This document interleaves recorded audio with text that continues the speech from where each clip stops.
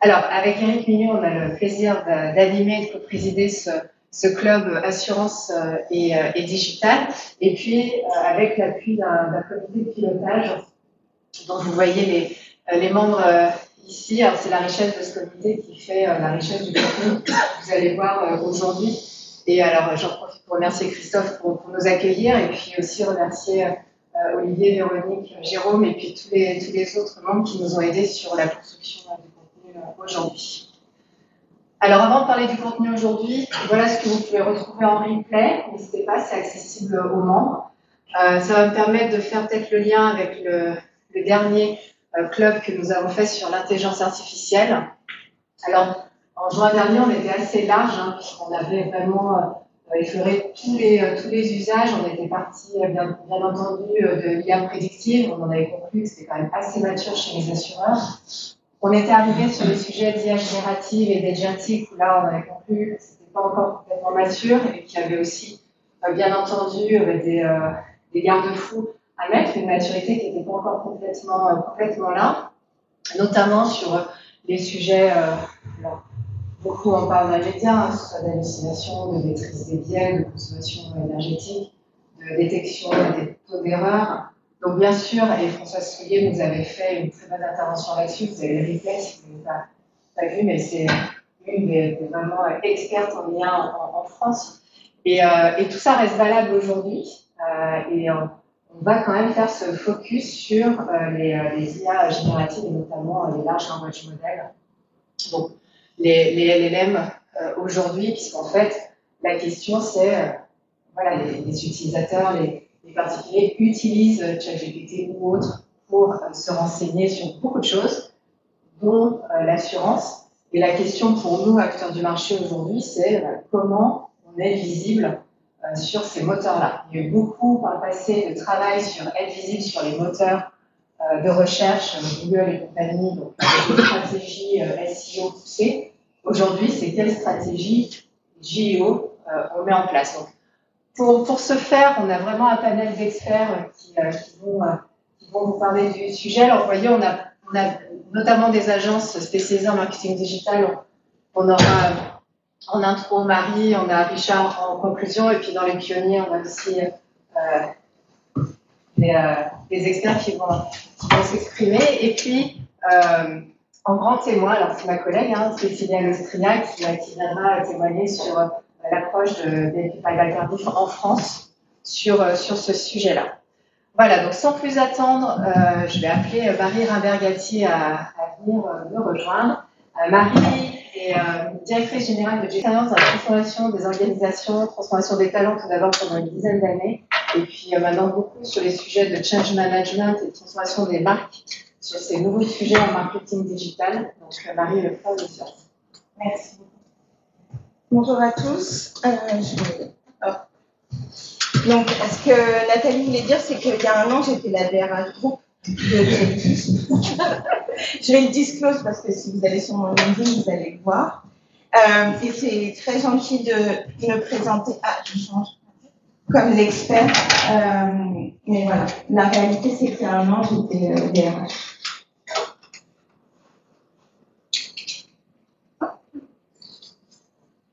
Nathalie le mentionnait, pendant des années, on a optimisé pour être sûr que notre petit lien bleu il soit tout en lavage. Aujourd'hui, il va falloir qu'on travaille à être compris par ces IA et c'est ce que je vais essayer de vous présenter aujourd'hui. J'aime bien cette quote de John Berger qui est pour l'art et pour les humains, qui dit qu'avant même de comprendre, on voit influencé par notre perception, notre connaissance, notre culture, et c'est exactement valable pour les IA. Ça veut dire qu'elles vont, avant même de parler de votre marque, de mentionner un seul mot à propos de votre marque, elle va d'abord vous regarder, vous observer, et c'est de ces observations qu'elle va construire sa perception. Et en tant que marketeur, on va devoir se poser les mêmes questions encore. Donc, à qui on parle, quelle est notre audience, quel est le parcours consommateur. Donc, toutes ces questions sont toujours valables, sauf qu'il faut rajouter quelque chose. C'est qu'est-ce que les IA vont penser de notre marque, qu'est-ce que les IA pensent aussi du parcours, comment elles interviennent dans ce parcours consommateur. Parce qu'aujourd'hui, entre nous et nos consommateurs, il y a cette nouvelle couche algorithmique qui sont ces différents modèles, alors soit des LLM, soit évidemment les modèles ouverts comme SearchGPT, Gemini, etc. Et ça intervient tout au long du parcours. C'est-à-dire quand on commence à rechercher, évidemment, quand on partage, donc j'imagine que vous avez tous WhatsApp et que vous l'avez ouvert et que vous voyez que c'est natif dans votre WhatsApp, vous avez Meta AI. Quand on achète, si vous avez déjà essayé, vous n'avez pas encore essayé Rufus, je vous le recommande. C'est pas que je vous incite, je l'ai acheté sur Amazon, mais en tout cas, testez-le, c'est impressionnant. Et évidemment, quand on partage. Donc, l'IA, elle va influencer à la fois la découverte, elle va aussi jouer de médiateur dans la conversation et évidemment pousser des recommandations. Il y a des nouveaux parcours qui émergent. ChatGPT, Amazon deviennent des personal shoppers. Voilà, ils vont acheter pour vous. Aujourd'hui, on n'est plus sur des recherches classiques, donc Perplexity, SearchGPT, etc. vont remplacer, en tout cas viennent s'ajouter au search. Et aujourd'hui, on est vraiment dans un monde multimodal, on va pouvoir capter du son, des vidéos, des images et trouver une réponse. Demain, et c'est aujourd'hui en réalité, l'IA est capable d'acheter pour nous. Donc, je vais leur dire, je cherche tel type de chaussures, telle couleur en 36,5. Dès que tu trouves, dès que ça sort, c'est censé sortir à telle date. Est-ce que tu peux acheter pour, je voudrais l'acheter. Et quand ça va sortir, il va m'envoyer une petite notif, tu vas vraiment acheter, j'aurais juste à cliquer. Alors, de là à ce que demain on souscrive des assurances, etc., via ChatGPT, mais comme on en discutait, c'est quand même des produits complexes que les clients ont besoin de comparer, d'appréhender. Et donc, toute cette partie conversationnelle où ils vont pouvoir avoir quelque chose de sur mesure, où ils vont, à chaque fois qu'ils vont poser une question, ça va s'inscrire dans une conversation et pas renvoyer vers un lien différent. Ils vont pouvoir avoir une réponse simple, concise, adaptée à leurs besoins, par un territoire stratégique, en tout cas dans le domaine de l'assurance, la banque et les produits complexes. Et on dit que l'IA nous observe, en réalité, c'est vraiment un co-viewer, il regarde avec nous, et donc cette petite ask de YouTube va pouvoir analyser le contenu qu'on regarde, évidemment, ensuite construire des recommandations, répondre et interagir. Tout à l'heure, j'imagine que Jérémy va vous parler du GEO et de comment on fait tout ça. Juste en résumé, le search, c'est vraiment comment les gens recherchent les informations. Pour moi, ce que j'appelle le sens, c'est comment l'IA délivre et interprète qui vous êtes. Le socle, c'est le SEO. Tout le monde le maîtrise différemment en fonction de l'emphase qu'on met sur ce levier. Sur le SEO, c'est vraiment les recherches, comme on disait, optimisées sur du ranking, etc. Le GEO, c'est être compris. C'est que comment on va arriver comme réponse. Et ce que j'aime dire, c'est vraiment que le GEO ait une place dans la conversation. Et ce qu'on peut voir sur la slide d'après, c'est qu'il y a des marques qui peuvent être iconiques, très établies dans le monde de l'humain et qui vont être quasi invisibles pour ces IA, pour les LLM et notre IA. Et inversement. Donc ça, c'est une étude qu'on a fait avec la Harvard Business Review et l'INSEAD, alors sur l'automobile, qui n'est pas forcément mon sujet préféré, mais en tout cas, c'est assez parlant.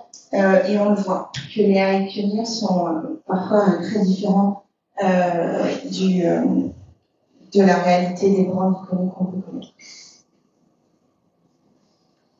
Et évidemment, le prochain visiteur de votre site, ce ne sera pas nécessairement un humain. Ce qu'on voit, et ce que vous devez tous voir dans vos consoles, c'est qu'il y a entre 1 et 3% en moyenne de trafic qui officiellement viennent des LLM aujourd'hui. Donc on peut se dire c'est un sujet annexe, mineur, c'est pas la majorité de mon trafic, puisque 98% de mon trafic vient d'autres leviers. Sauf que la part de marché de ChatGPT sur ces discussions, c'est 95%. Il faut savoir que 44% des gens qui utilisent ChatGPT utilisent aussi Gemini. 70% des gens qui utilisent Gemini utilisent aussi ChatGPT. Donc, une fois que vous avez adressé ChatGPT Gemini, que vous avez regardé Llama de Meta, qui va pouvoir vous aider sur la partie sociale, vous avez déjà fait une grosse partie du travail. Et ça, c'est dans le monde. Alors, ce chiffre-là, il est à 0 en France. Mais pour vous donner les tendances quand l'AI Overview est activé, c'est que le trafic qui est capté par l'AI Overview, c'est 45% à l'étranger.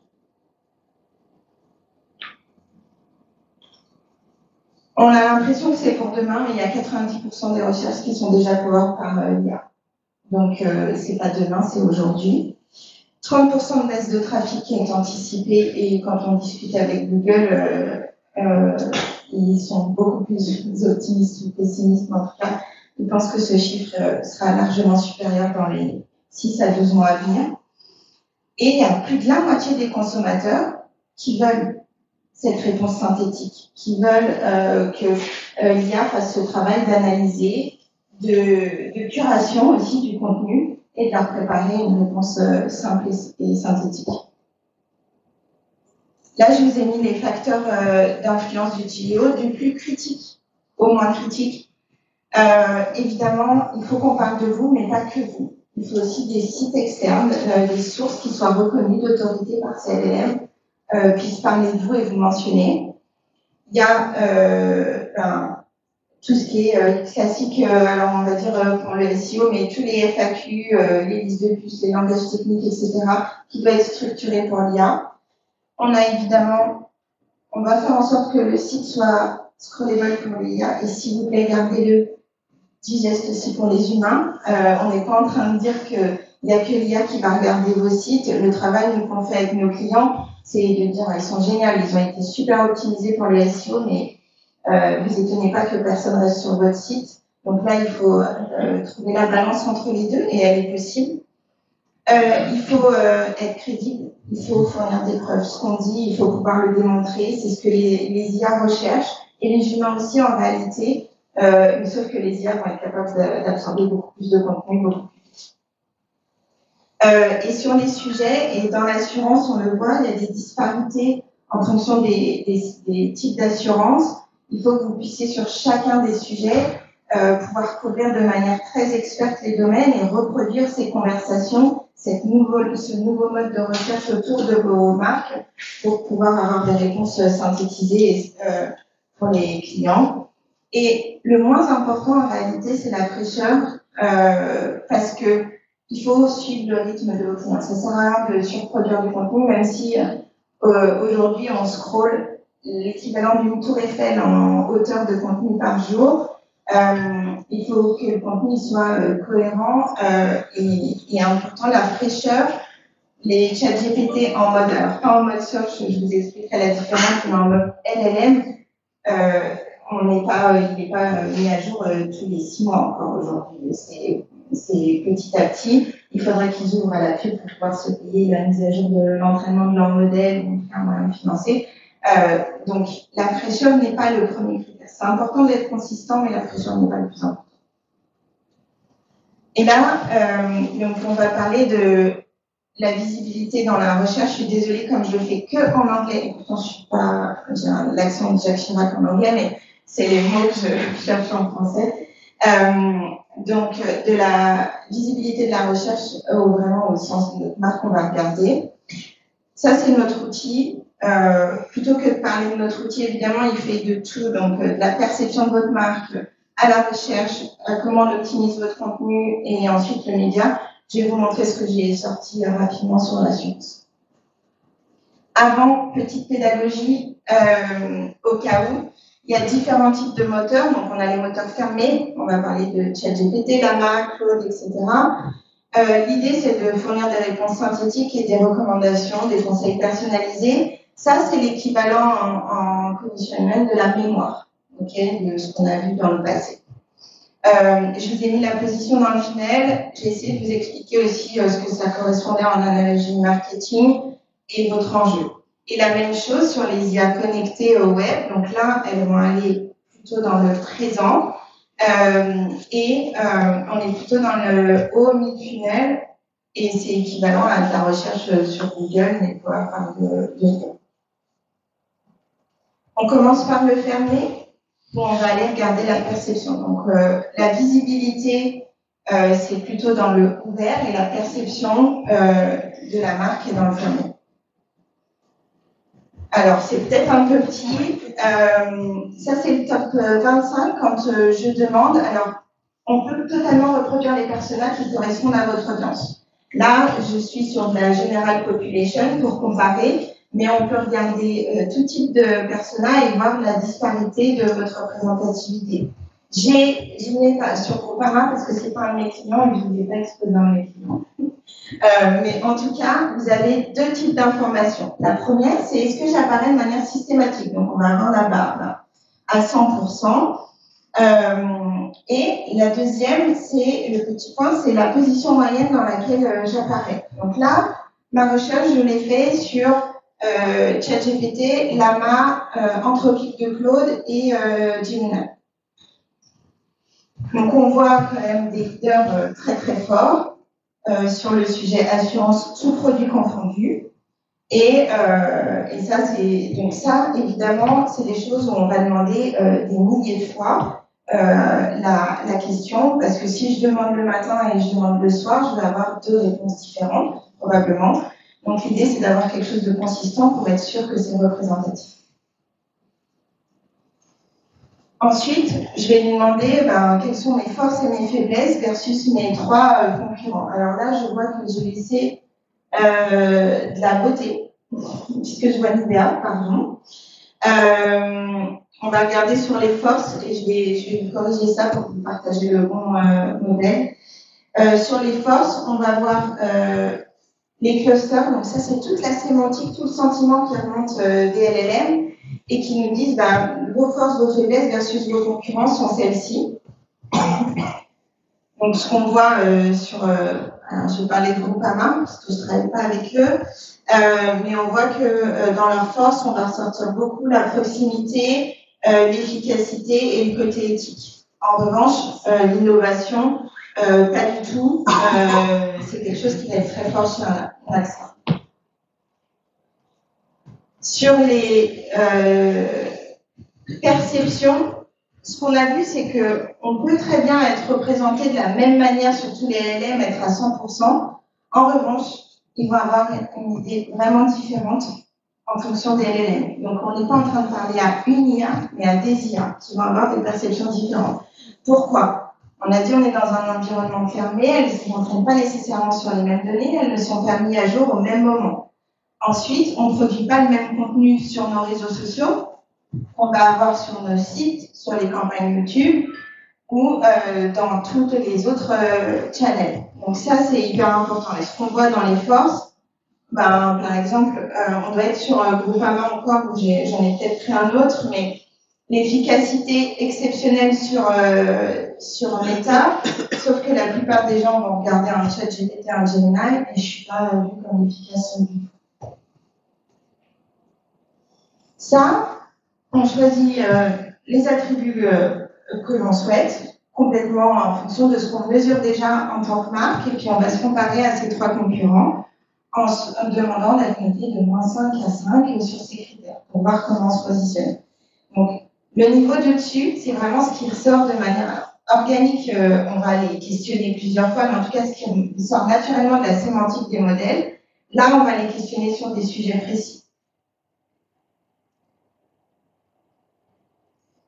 Une fois qu'on a vu le modèle fermé, on va aller voir la visibilité. Donc, qu'est-ce qu'on fait pour la visibilité? On va aller faire des requêtes sur tous les sujets. On va voir si notre marque remonte. Dans cette visibilité, ici, j'ai exclu Google et Bing en moteur classique. Mais évidemment, on va demander à Google et Bing. On va ensuite demander à l'AI Overview de Google, à l'AI Overview de Bing, alors qui n'est pas disponible en France. Donc, en général, si je veux ça, je me connecte avec une API espagnole ou italienne pour avoir les résultats. Et ensuite, on va demander à SearchGPT Gemini, Perplexity et Claude aussi en modèle ouvert. Donc là, c'était pour vous montrer qu'en fonction, je vérifie juste que c'est pas mon fils, c'est bon. En fonction des sujets, le classement va être différent sur les mentions. Donc là, c'est est-ce que ma marque apparaît dans la réponse. On ne va pas parler de l'URL pour le moment, on est vraiment sur la marque. Donc en fonction des sujets, on va voir que ceux qui présentent le sujet sont différents. Les parts de visibilité, de mention sur les réponses sont différentes. Là, j'ai fait un focus sur les top 4 de mentions tout produit. Donc là, comme je vous disais, c'est si la marque est mentionnée, pas le site. Honnêtement, c'est pas tout à fait les top 4 assureurs de la place. En réalité. Donc ce qu'on voit, ce qu'on disait sur le fait que la perception de marque versus les IA peut être différente, là, on ne retrouve pas le classement en termes de part de marché exactement représentatif. Ensuite, on va passer aux URL. Donc, on a vu les mentions de marque, là on parle des URL, donc est-ce qu'on mentionne aussi. Donc est-ce que je suis pas non seulement le sujet, mais aussi la source. En l'occurrence, non, je ne suis pas la source. La plupart du temps, on va voir alors hormis la massif, mais après c'est des toutes petites parts, hein, c'est hyper fragmenté sur l'assurance. Mais on est vraiment sur des comparateurs, évidemment, le lynx, etc., qui remontent. Là, je regarde quand même sur les marques les top visibilités, les top 4 des marques. Et là, on voit que sur les liens, c'est encore plus marquant. Autant sur les mentions, on avait quand même une notoriété de marque qui disait que, évidemment, certaines grosses marques étaient mentionnées, même si c'est pas exactement. Là, on est moi, très surprise de voir AG2R la montée. C'est pas que je les aime pas, en tant qu'RH, j'ai énormément travaillé avec eux, c'est juste que c'est pas le premier assureur qui me viendrait en tête sur le top 4. Je vous montre un peu de luxe, juste pour vous présenter le principe, et ensuite, je vais tester des assets de différents assureurs que j'ai compris. Pourquoi le luxe? Parce que, évidemment, on a énormément de formats très visuels. Ce qu'on va regarder, c'est est-ce que les LLM, quand on leur renvoie ces assets, reconnaissent la marque, le côté luxe, tous les attributs de la marque. Et on va avoir donc du défilé, des campagnes et du catalogue qui est à la fois non brandé. Et là, on a juste la marque qui a été ajoutée. Et ce qu'on voit, c'est que, pas nécessairement en rouge, c'est quand l'IA a reconnu les valeurs de la marque, comme le luxe, etc. En vert, c'est quand, en rouge, elle ne l'a pas reconnu, en vert, elle l'a reconnu. Et on voit que, en effet, la brand peut aider à la reconnaissance, mais pas forcément. Ça dépend vraiment du type d'asset. Il est capable aussi de lire entre les lignes et de dire le petit bout là, c'est du Burberry parce qu'il est entraîné et il connaît comment faire ça. Là, il va aussi récupérer la direction artistique quand on lui soumet l'image. Donc, c'est quelqu'un qui est capable d'analyser à la fois dans tous les détails, mais aussi les tendances culturelles et sociales. Et là, l'équitation, tout de suite, l'associe à des valeurs d'intemporalité, etc., d'histoire, tout ça. Voilà, alors, pareil, je n'ai pas choisi mes clients, je suis désolée, je ne voulais pas les exposer, donc j'ai fait CNP, Generali, GMF, Alliance, que des spots 2025, où ils positionnaient un peu leur marque, et là, je leur demande sur la couverture, tout ce qui est réclamation, la flexibilité, la proximité, le service client et la value for money, comment ils analysaient ça. J'ai pris des vidéos, je peux prendre du contenu de blog, website, du texte. Avec le BCG, on travaille sur des trucs, des livres blancs horribles, des chiffres, etc. Il est capable d'analyser tout ça. Pas très bien fait, pardon, mais en tout cas difficile à digérer. Si on regarde un focus, alors j'ai pris Generali parce qu'on était sur l'appel d'offres de cette campagne sur la image de généraliste, donc j'avoue que je voulais voir ce que ça donnait. Et c'est pas trop mal. En réalité, on a une note de 7,8 et à chaque fois, il va analyser pourquoi sur cette partie-là, il va donner une note de 6 et aussi comment on peut augmenter la note et la faire évoluer.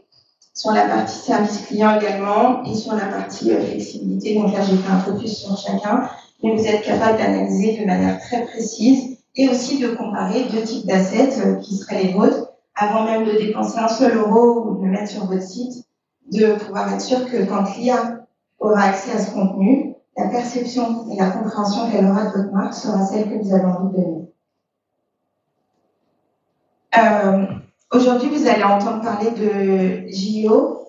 Moi, je voudrais vous parler de GEM et vous dire que le JO tout seul, et c'est très important, mais ça ne doit pas être adressé comme silo. C'est vraiment au cœur du Generative Engine Marketing. Et donc, il y a aussi une stratégie créative, puisque vos assets vont être exposés aux IA également. Tout ce qui est PR, communication, et évidemment, tout ce qui est on verra, enfin, vous le savez peut-être, mais dans les sources, tout ce qui est influenceurs, UGC, sont des sources très influentes pour les LLM, donc qui sont importantes à adresser. Pour résumer, on est bien sûr au-delà des rankings. Le JO va vous rendre visible et le GM va vous donner du sens. Les 5 actions, je les ai évoquées au début, je vous ai remis là. Mention tierce fiable, il faut qu'on parle de vous, et pas que vous. Un contenu qui doit être lisible par l'IA, et s'il vous plaît, par les humains.